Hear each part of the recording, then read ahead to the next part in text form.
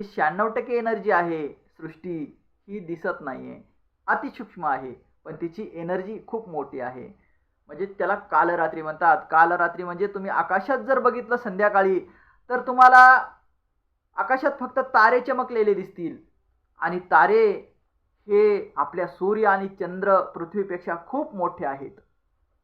मग ते जर इतके छोटे छोटे आपल्याला दिसतात आणि त्याच्या पाठीमागे जो दिसतो काळा डब्बा, ज्याला आकाश म्हणतो, आकाशगंगा आपण म्हणतो, महासागर ज्याला म्हणतो, ते ते म्हणजेच कालरात्री आहे.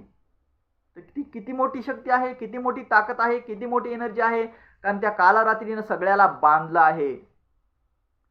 पहिली शक्ती जी शैलपुत्री आहे, प्रथम शैलपुत्री, ह्या प्रथम शैलपुत्रीनं काय केलं, ब्रह्मांड निर्माण केलं, म्हणजे ग्रह निर्माण केले. शैलपुत्री म्हणजे पत्थर की